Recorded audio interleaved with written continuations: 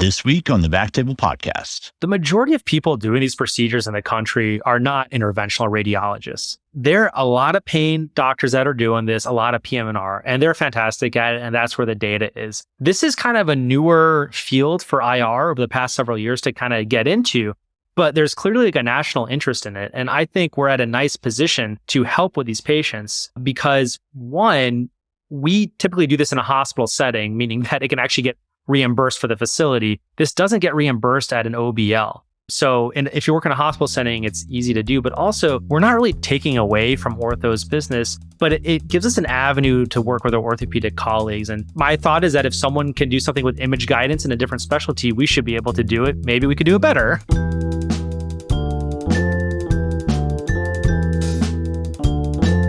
Welcome to the BackTable podcast, your source for all things endovascular or otherwise minimally invasive. You can find all previous episodes of the podcast on iTunes, Spotify, or backtable.com. Subscribe to the podcast, leave us a review, or reach out to us on Twitter or email to let us know how we can make this a more valuable resource for the endovascular community. Now, a brief message from our sponsor. Are you exploring ways to open an office-based lab or take your business to the next level? Nextlab is a suite of services that can help. Connect to a full line of vascular and cardiology products with direct access to Boston Scientific medical device technologies. Their comprehensive suite of trusted products makes it easier for you to get more of what you need from a single vendor. If you want to learn more, visit bostonscientific.com/nextlab. Now, back to the episode. This is Michael Barazza returning as your host. I'm excited to welcome Dr. John Smirniotopoulos to share his experience performing genicular nerve ablation. John is an assistant professor of clinical radiology in the IR department at MedStar Georgetown University and at MedStar Washington Hospital Center in DC. Did I get that right, John? Yeah, that's right. Thanks for joining us, man. Yeah, thank you for having me. Yeah, of course. So for our listeners, John and I have already talked about this. John has been kind of helping me start a program doing this in Baton Rouge. John, how long have you been at Georgetown? Well, I've kind of split my time between Georgetown and New York. So I went to med school at Georgetown, did my residency at Cornell, was a fellow at Georgetown, went back for my first job at Cornell, and then came back to Georgetown a couple of years ago. So April 2021. That's right. You worked with my guy, Bill Brown, in Cornell. That's right. Yeah, exactly. So can you tell us a little bit about the training program there in DC? You know, a lot of our listeners are med students and trainees. Yeah, absolutely. We were one of the first programs to adopt the new IR-DR residency program back in 2016. And so we've obviously grown that and built that out. We currently have 2 independent spots for residents that are matching in, and we have ESIR available to those who match in as diagnostic, but maybe you want to decide they are going to go into IR a little bit earlier. Additionally, we do have residencies available after people graduate traditional residency and maybe want to go somewhere else for a year. So we typically have 4 PGY6 spots for IR, meaning for equivalent fellows of what it used to be back in the day. And they split time between Georgetown University Hospital, Washington Hospital Center, which is my primary clinic site where we do a lot of these procedures we'll talk about today. In addition, they do some of their diagnostic training elsewhere at Children's National and in Baltimore at Shock Trauma. So it's a robust, it's a robust clinical experience for the residents. Their IR is at Hospital Center and at Georgetown, and it's pretty evenly split between the 2 sites. So at Georgetown, a lot of cancer volume, liver transplant, kind of those complex pediatric patients. At Hospital Center, a lot of very sick heart patients. We're level 1 trauma, 1,000-bed hospital, so tons of trauma, some PAD work, complex IO work, vascular reconstruction. So between the 2 sites, it's a nice breadth of variety. I have a lot of bias because I train there and I'm an attending there, but I think it's a great program. That's awesome. And you guys, your crew just presented some of your data on genicular nerve ablation at the recent SR annual meeting, and it was selected as a newsworthy article and had a press release for it. Can you give us a little bit of details about the study and what you guys found? Yeah. So we started doing the specifically genicular nerve ablations and treating these patients a little over a year ago. And we wanted to analyze our early data to see how our results were. A lot of the data that is available is in the pain literature, which is good data, but we haven't really seen a lot come from the IR literature. So we thought, okay, let's see how our patient population is doing. And specifically, we wanted to see if we have a way of predicting outcomes who is going to do better from this procedure? Does it help with selection? So what we did is we did a prospectively collected, retrospectively reviewed study of the patients that we had performed the procedure on, so specifically genicular nerve ablation. We looked back at their baseline WOMAC scores and their VAS pain scores, and then we called them for follow-up and try to get updated scores on them. We had help from a couple of our residents and very, very hardworking medical students to accomplish this, which was great. So in total, by the time we submitted it to SIR, we had 36 patients that we had collected enough data on. Of those 36 patients, 47 knees. So what that means is several patients had both knees treated, right, over the time period. That also means that they were able to give us a VAS score for each separate knee and a WOMAC for each separate knee because the treatments are done on different days. And we'll get into that in a little bit. And so what we did is a multivariate analysis. We tried to, again, see what we can glean from our data to predict outcomes. So we looked at BMI, age, race, gender. We looked at prior surgical history. We also looked at inflammatory diseases such as rheumatoid or fibromyalgia. And we essentially found that the biggest predictor of outcomes, and all patients had a significant reduction of their pain, but the biggest predictor of outcome was age greater than 50. And again, all comers had significant reduction of WOMAC and VAS, but that was our only real predictor of who's going to respond more than maybe another population. Super interesting. I was wondering if there was going to be something, like BMI or whether or not the patient had an arthroplasty, but that was the big one was age. And I'll be interested to see, if you guys have any ideas about why that is. Yeah, that's a great point. And that actually got brought up while we were giving the talk at SIR. I bet. Someone asked from the audience, why do you think that happens? And we thought BMI actually would be the main predictor. And our orthopedic colleagues who refer us these patients also thought BMI would be the biggest predictor, and it wasn't. So we think that age greater than 50 likely portends to a higher number of patients with maybe an increased grade of their OA compared to age. So if you look at some of the prior data that's out there, they look at their Kellgren-Lawrence scale, which is a degree of OA of 2 and 3. And so certainly those above 50 are likely to have that. Also, to be honest with you, I think the population under 50 maybe has more sports-related injuries, such as meniscal tears, things of that nature. But maybe there's also that expectation that's there. If you're younger than 50, you think, maybe I'll get this treatment, I'll go run a half marathon. Right, I'll be back to normal. I tell everyone this is not a time machine. And so I think it's managing expectations that maybe has a bias in there as well. So you said you've been doing this for about a year. How and why did you start doing this? Where did this come from? Yeah, that's a great question. So we wanted to start getting musculoskeletal procedures involved in our practice. And we had an interest in genicular artery embolization, which we had already done some work on, in addition to a lot of vertebroplasty, kyphoplasty, and then, malignant ablations, things like that. So we do a lot of that at baseline. And then we had started incorporating more pain interventions. And we thought, okay, we like the MSK field. What else can we bring to the table? And I, again, went to a medical school where 20 people in my class went into ortho at Georgetown. And a lot of them, like myself, have moved back over the years.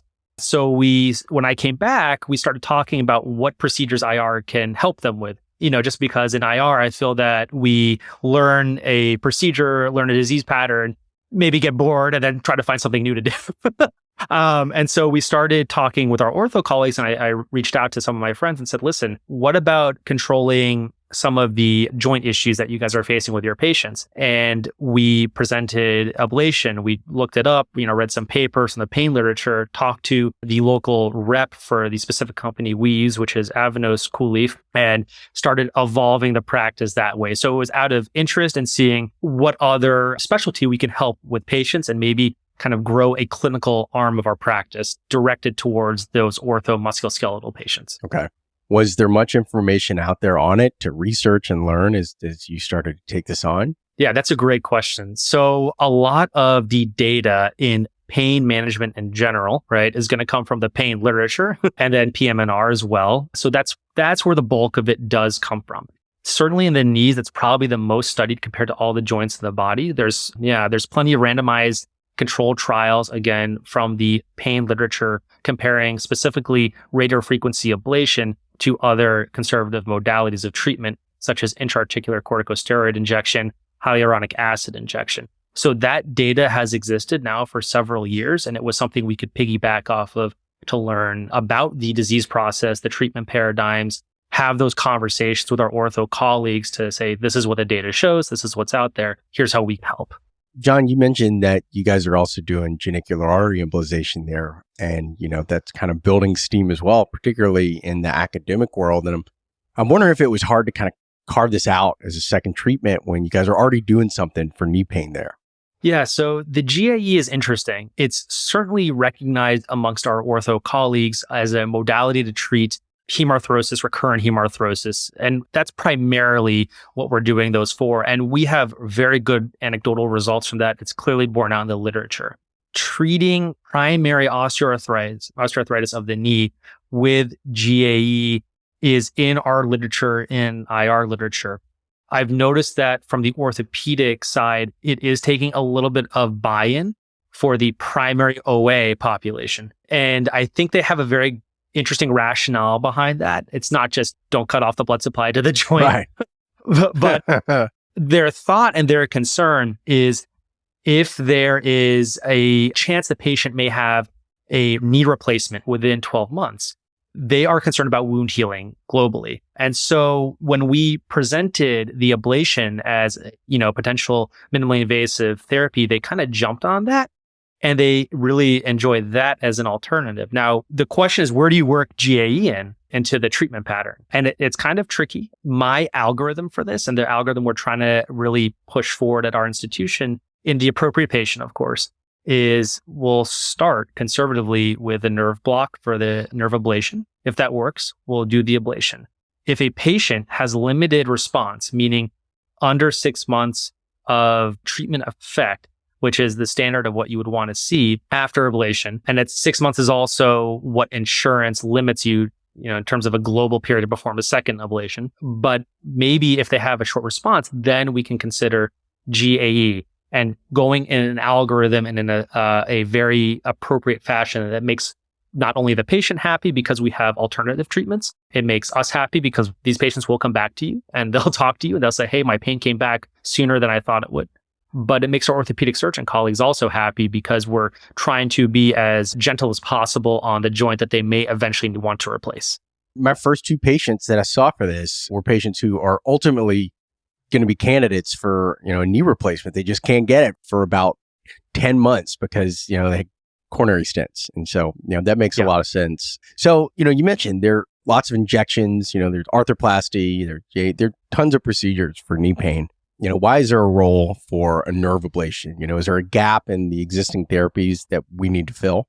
Yeah. So the biggest reason we get referrals for genicular nerve ablation from our orthopedic surgery colleagues is a patient is not ready for a knee replacement. Either they don't want it yet, or they just haven't been, convinced enough that they need it, or they're not suitable medically. So BMI plays a big role into that, and they need to lose some weight. Or there's some other reasons, such as, again, we have a liver transplant center, so they've had a recent transplant and they should not have an operation yet. And so they need something to kind of bridge the gap. But certainly there's a patient population that doesn't want the surgery. Or you have the post-operative patients, the post-TKA patients, where their joint hardware looks great. It's not loose. There's no infection. They've tapped them. It looks fantastic.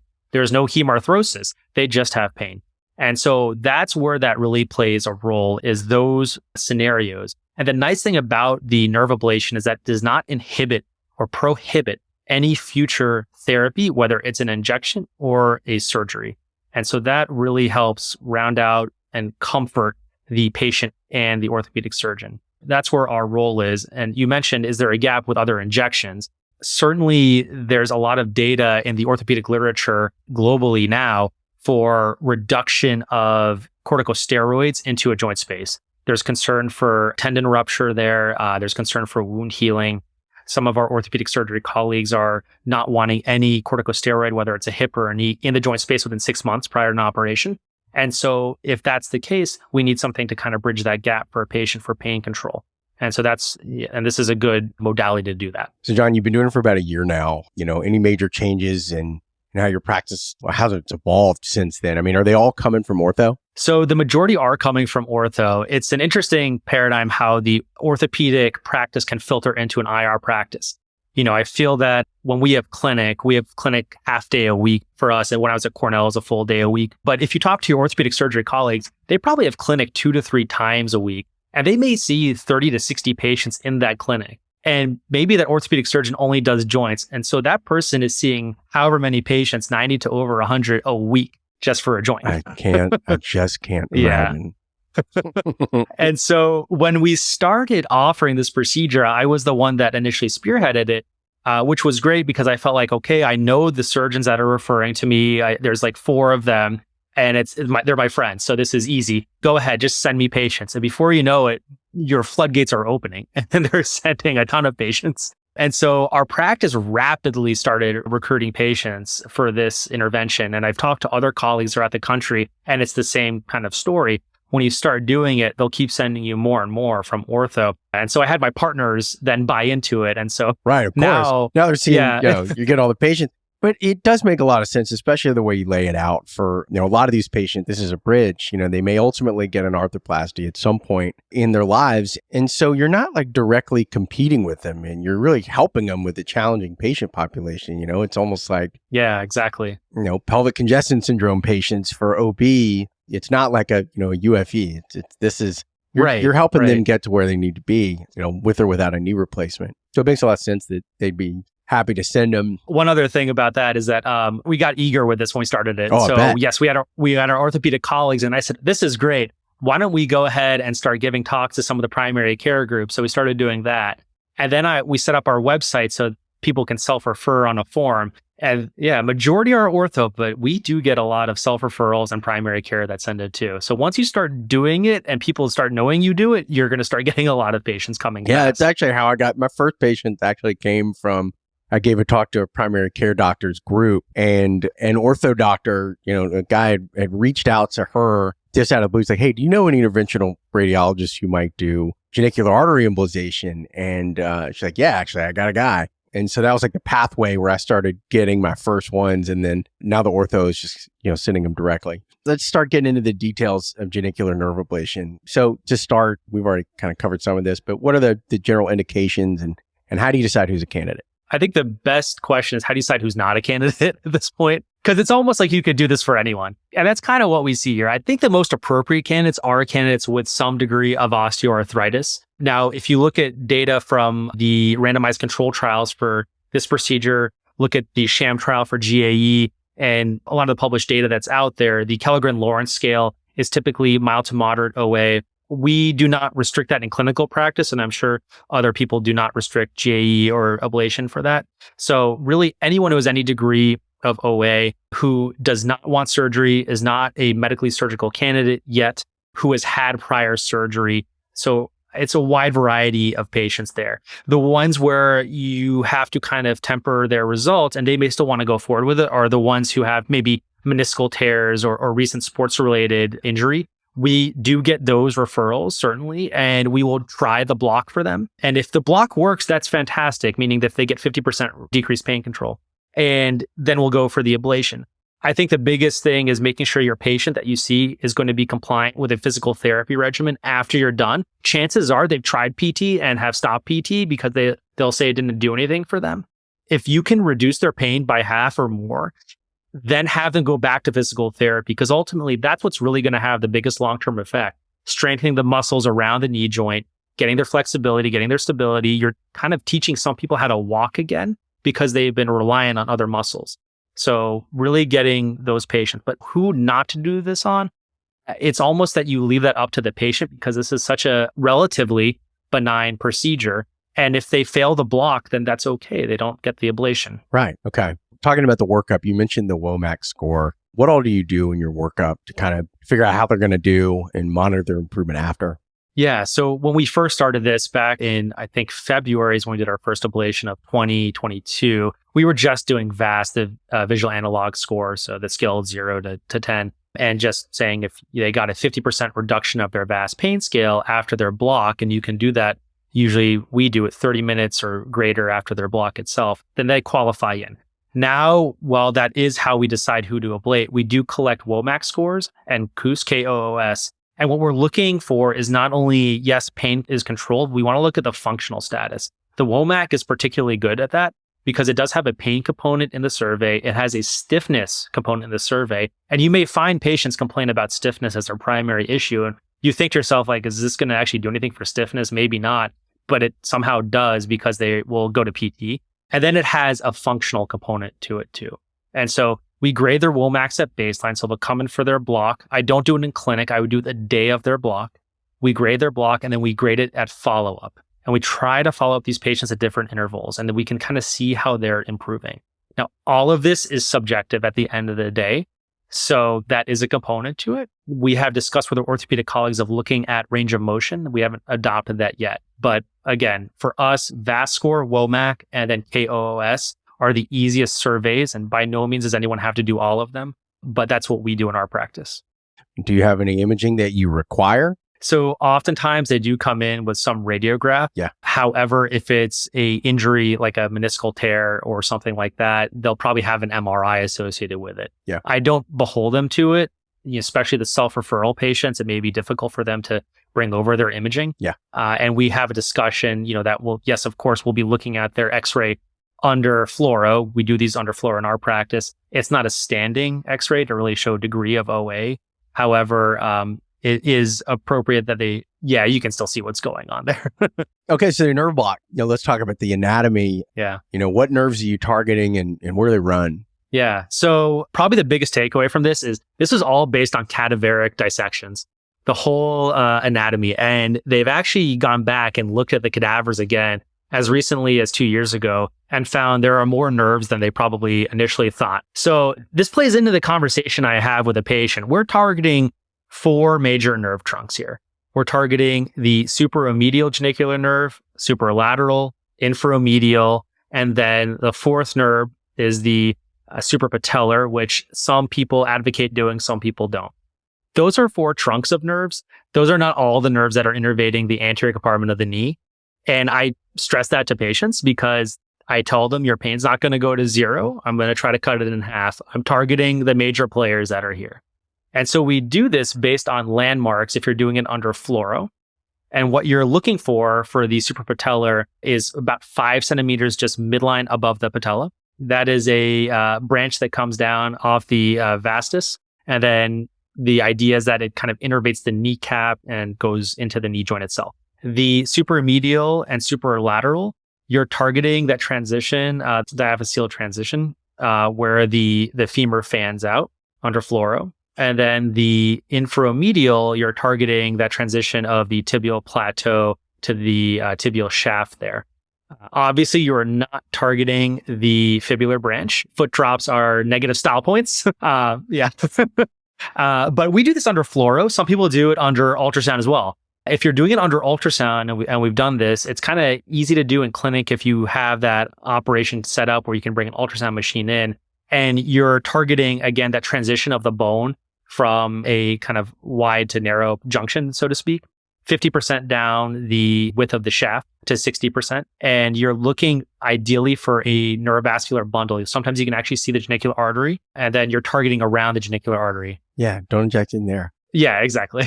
So do you take it all the way down to the bone? Yeah, so you start in your AP view, you take your needles down, and you take it just adjacent to the cortex, to the periosteum. Then when you're happy with your AP view, I usually get all 4 needles in place. Again, those 4 that we talked about. I'll transition to a lateral. You're ideally having the affected knee kind of propped up with some pillows or something so you can get the other knee out of the way on your lateral projection.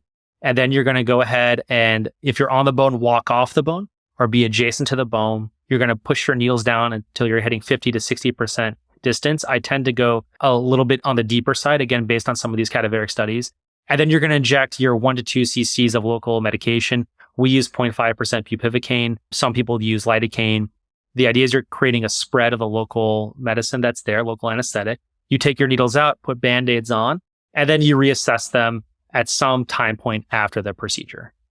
So John, you're looking for about 50% pain relief, right, in order to proceed with the ablation? Exactly, yeah. Do you ever get anybody who doesn't get the 50% pain relief? Yeah, it's rare, but I actually appreciate those patients that don't, because in my mind, they're not trying to convince themselves. It's like, okay, you didn't get it. That's fine. That's okay. Yeah. We have other things. Yeah. Right, exactly. Then we start talking about GAE for those patients.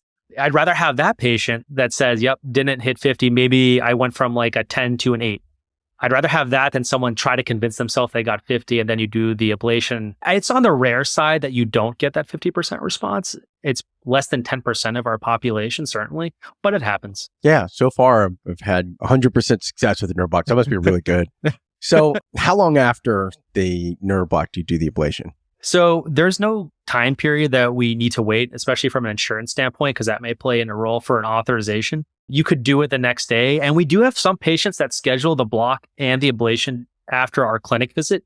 It's more so to guarantee their spot. Yeah. And then if they don't have that relief, we'll just cancel their ablation. And then if you're doing 2 knees, and this is probably an important, feature here, I tend to block both knees in the same setting to save the patient a trip, but I separate the ablation of the knees.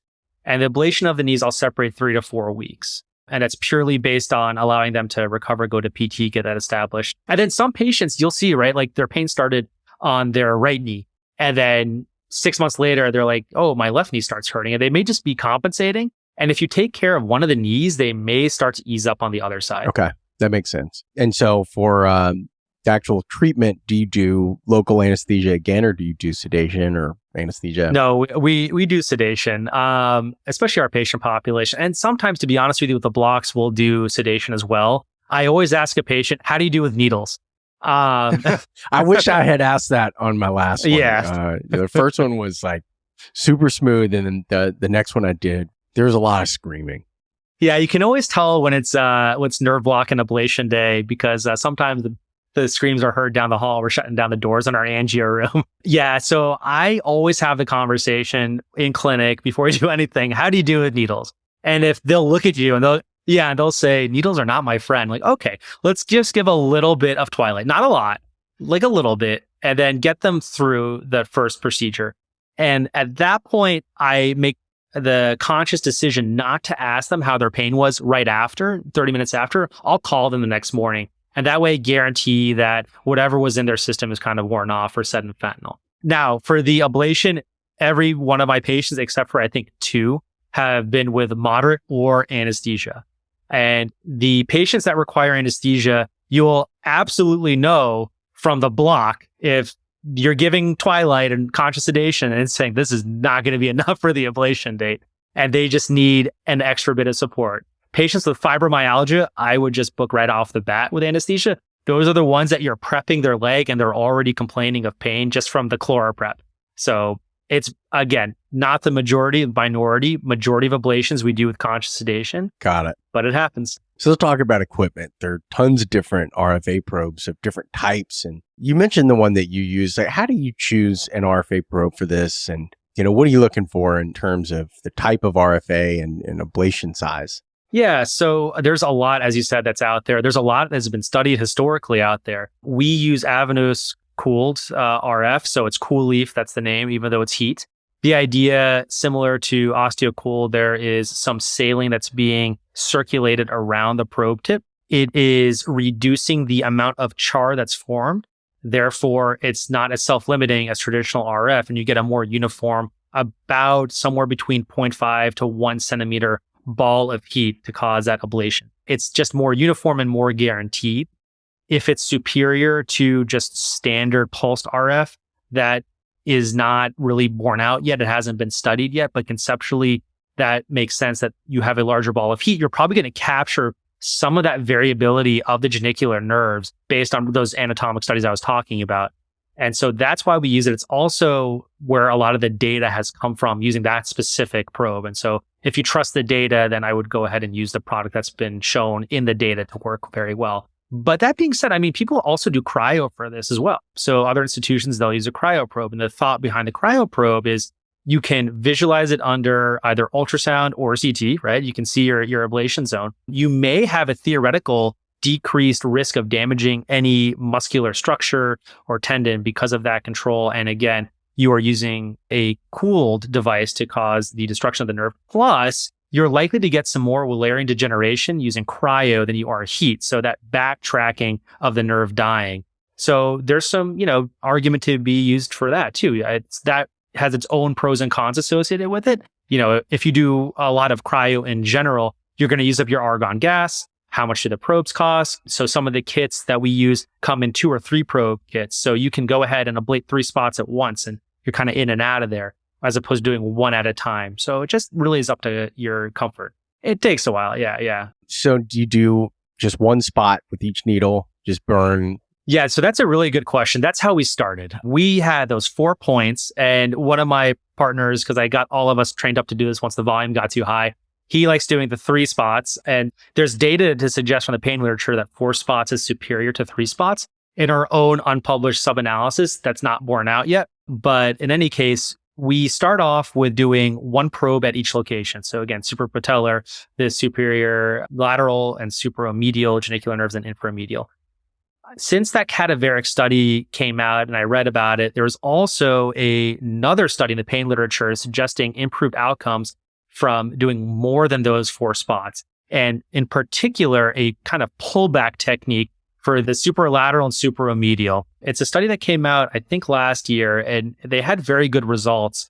The idea, again, is that you have variability in where those nerves lie, and specifically the superior genicular nerves. They come from both the sciatic and the common femoral.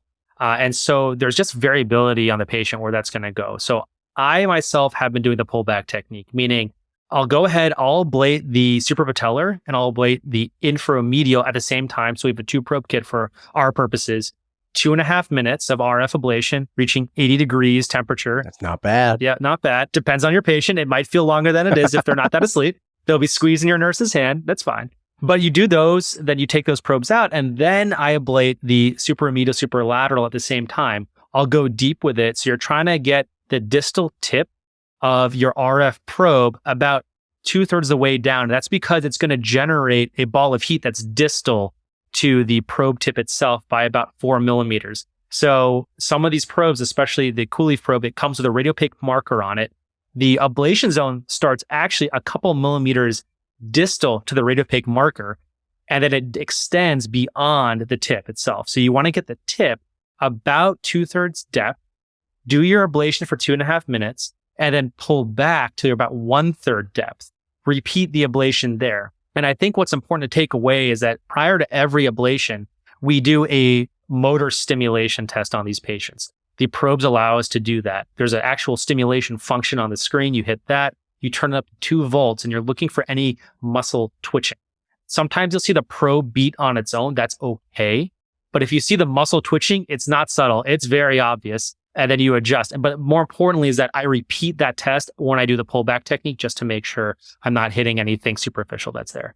Do you do that with all of them or just the superior, the motor test? Oh, the motor test I do for all of them. The motor test I do for all of them. The suprapatellar is where you definitely see it the most in the knees. Now, we also do this procedure for the hips, and I have seen it for the obturator, and we have to adjust. But for the knees, the suprapatellar is where you see it the most.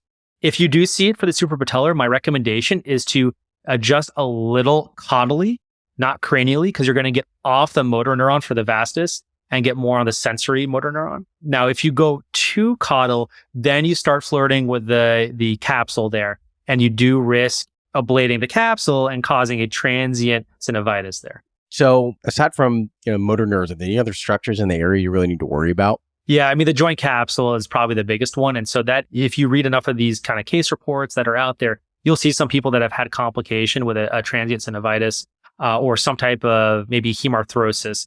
So I do warn the patient that that's one of the potential risks is having some inflammation there that may require arthrocentesis or something of that nature.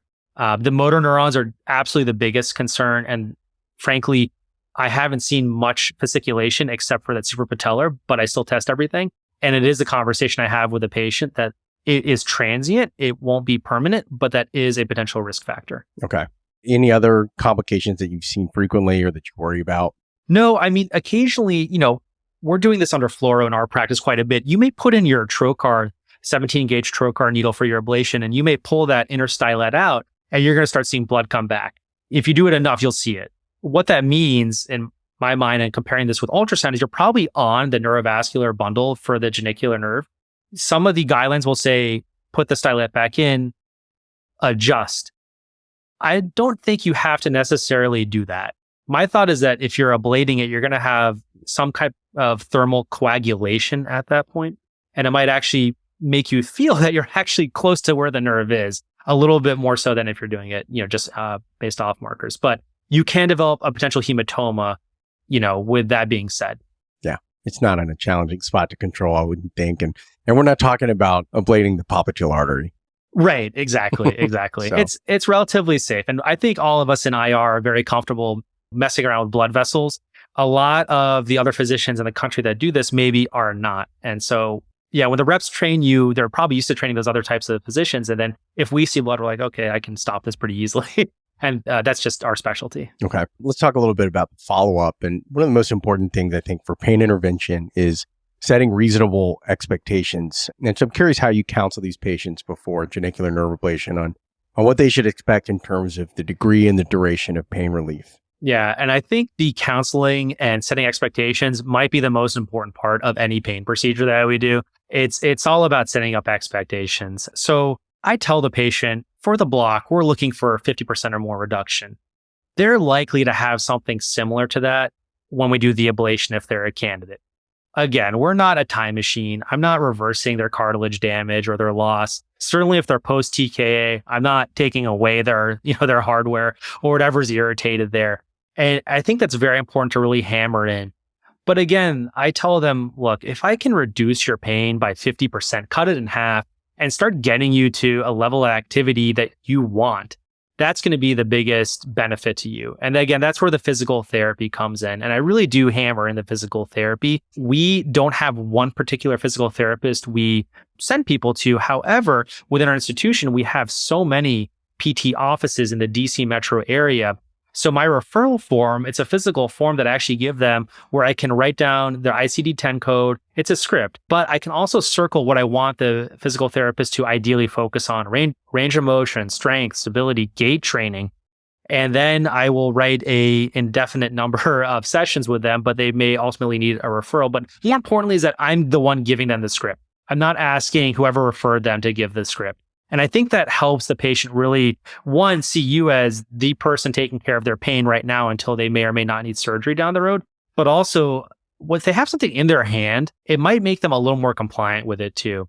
More importantly, though, I tell them whatever pain benefit they're going to have, they're going to see the maximum benefit at 6 weeks. Not that it's going to go down, but it's going to take about 6 weeks or so to really calm down any inflammation and see how much of the nerve was destroyed, see where their functional status was.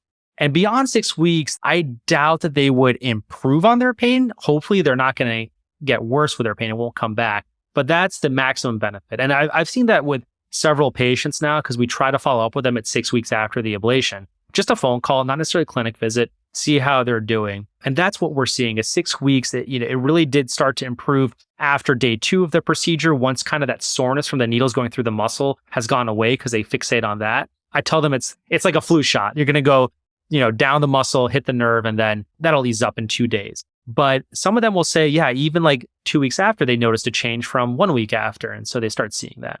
So our follow-up is a phone call at 6 weeks. Ideally, I have an e-visit or some type of follow-up at 3 months just to see where they are.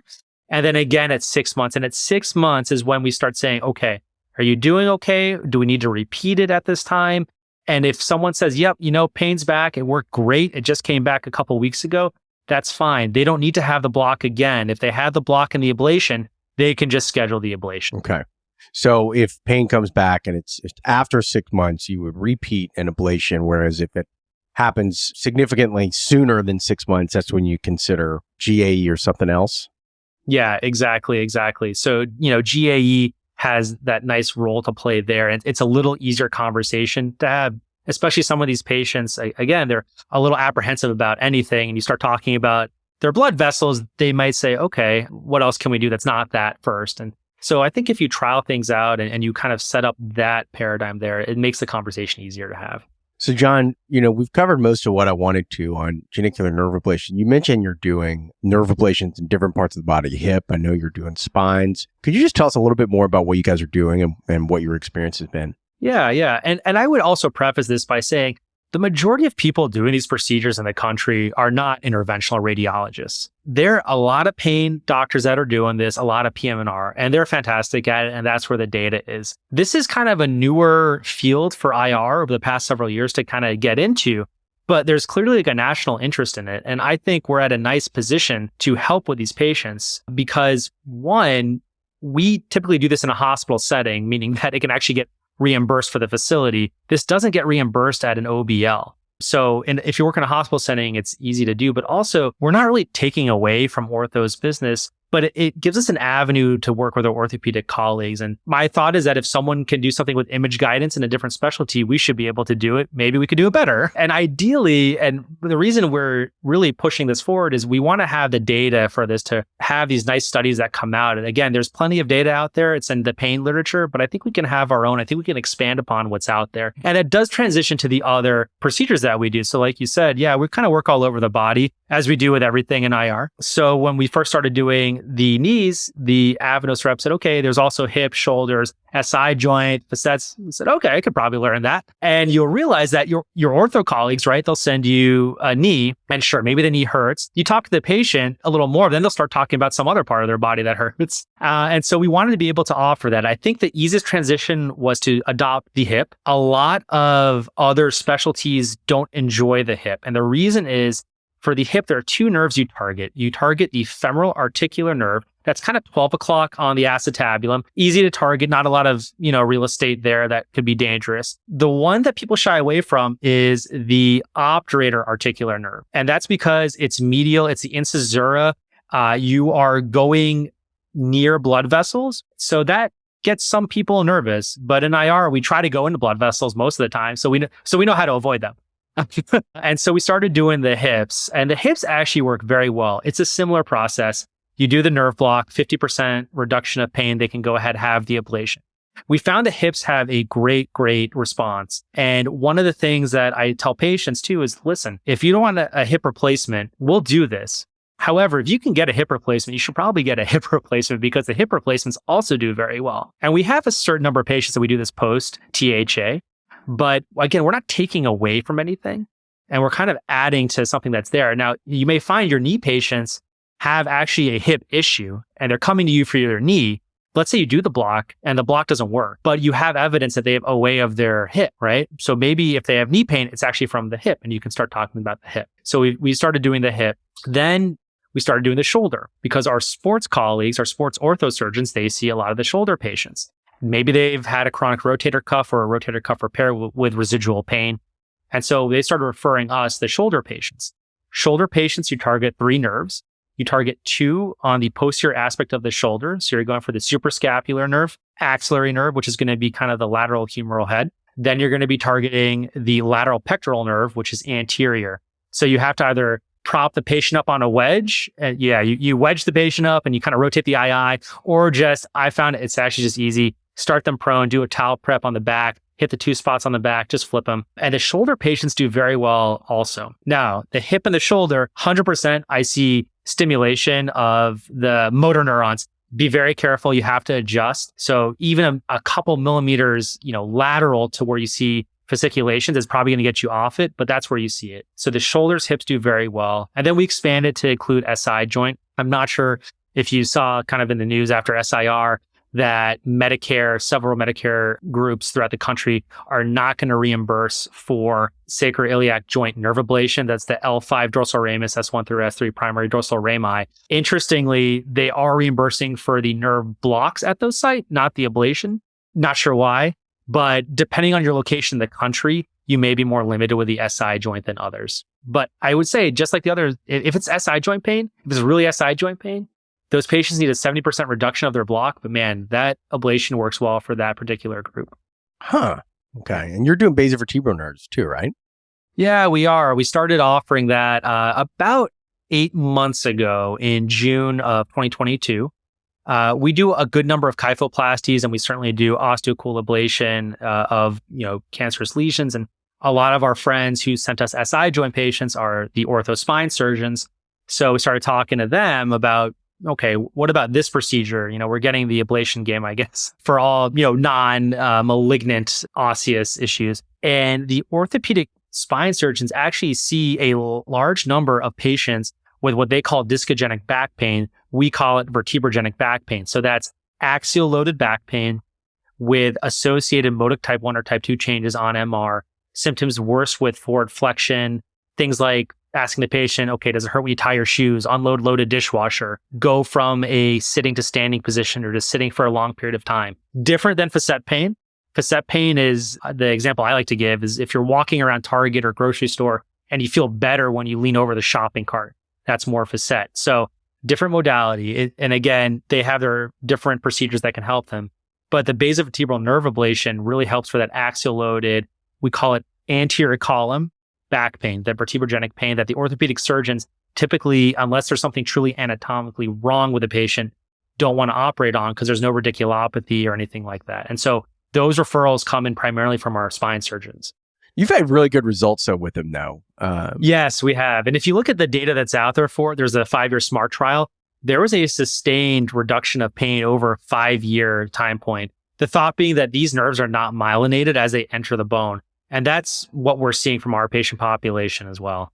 And the biggest issue with BVN, basivertebral nerve ablation, is actually the insurance authorizing it right now because it has a CPT code. It's been shown, but getting them to kind of buy into it has been a little bit tricky. And I've spoken with colleagues across the country who are doing this. It's the same story everywhere. So, it is what it is, similar to other procedures that we started doing like Y90, where, you had to fight the authorization and then eventually the dominoes start falling. Yep. Man, this is awesome. I think we covered just about everything and, hats off to you for building this from the ground up. And I really look forward to seeing some more of the data come out from your group. I think you said you're presenting again coming up. It's a very controversial thing if you're supposed to call it guest or jest. That's coming up pretty soon. So anybody going there, look out for John's group. They're going to be presenting again. Great. Thank you so much for having me. And I really encourage anyone who's interested, feel free to reach out to me. It's a fun part of our practice that we have built out. It's a nice change of pace. I mean, we certainly do a lot of oncology, a lot of trauma. It's kind of just a different way to treat patients. Absolutely. All right, man. Well, thank you. We appreciate your sharing your Sunday and expertise with us. All right. Thanks so much for having me. Thank you so much for listening. If you haven't already, make sure to subscribe, rate the podcast 5 stars, and share with a friend. If you have any questions or comments, direct message us at @_BackTable on Instagram, Twitter, or LinkedIn. BackTable is produced and hosted by myself, Aaron Fritz, and co-hosts Chris Beck, Sabine Don, Michael Barazza, Jacob Fleming, and Ali Behetti. Our audio team is led by Kieran Gannon, with support from Josh McWhirter, Aaron Bowles, Nick Shellcross, and Ness Smith-Savadoff. Design and digital marketing led by Brian Schmitz. Article and transcript support by Taylor Robinson and Delaney Aguilar. Social media and PR by Ann Dang. Administrative support provided by Jamila Kennebrew. Intro and extra music is Ripperoo by Skeptic Moon. Find us on Spotify or at local live music venues in New Orleans, Louisiana. Thanks again for listening.